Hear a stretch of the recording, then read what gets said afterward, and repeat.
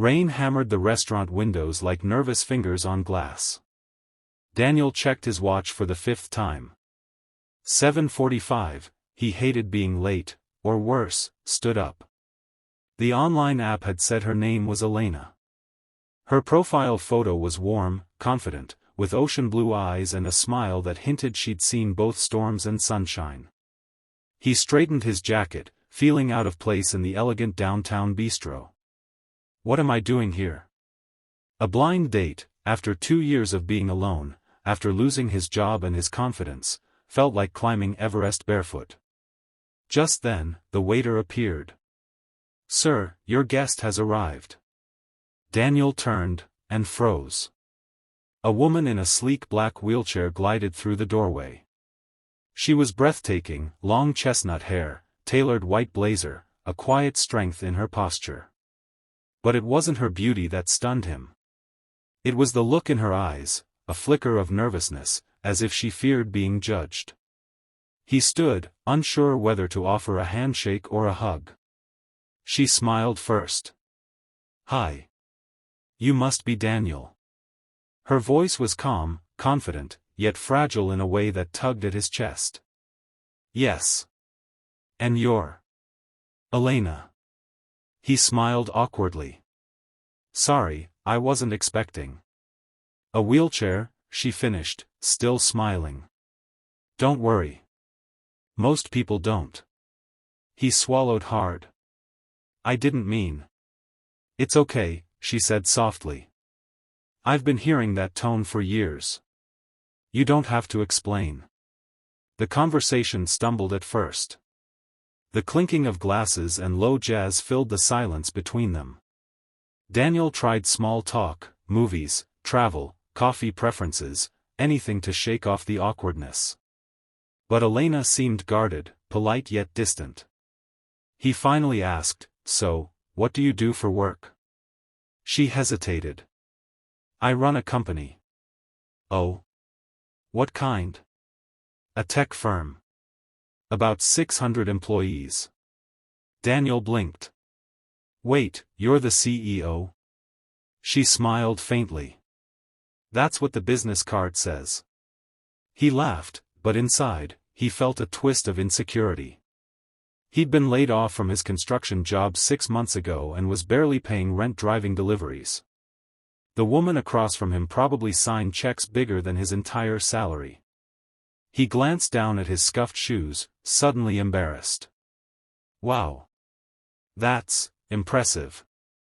Elena tilted her head. "You sound like you don't believe you belong here." He looked up. "Honestly? I don't." She was quiet for a moment, studying him. "You'd be surprised how many people I meet who only see the chair. Or the company. But not me." The words hit him hard. He leaned forward. "Then let's start over." She blinked. "Start over?" He extended his hand. "Hi, I'm Daniel. I'm just a guy trying to be less afraid of life." That made her laugh, a real, bright laugh that melted the tension. From that moment, something shifted. They talked for hours, about fear, failure, and second chances. Elena told him about the car accident that took her ability to walk 3 years ago, and how she almost quit everything until she realized she could still lead, still love, still live. Daniel shared his own failures, how losing his job had made him feel invisible. "I think I get it," he said quietly. "You don't just want someone to see you. You want someone to understand you." Elena looked at him, eyes glistening. "Exactly." The waiter came to clear the plates, and Daniel instinctively stood to move her chair to make room. "I've got it," he said gently. Most people tried to help her out of pity, but Daniel's gesture felt different. Respectful. Thoughtful. Equal. As they rolled out of the restaurant together, the rain had stopped. The city lights shimmered in puddles like tiny stars. At the corner, Elena turned to him. "Can I tell you something?" "Of course." "I almost canceled tonight," she admitted. Every time I tell someone I'm in a wheelchair, they disappear. Or they show up and can't look me in the eye. Daniel felt a lump in his throat. I'm glad you didn't.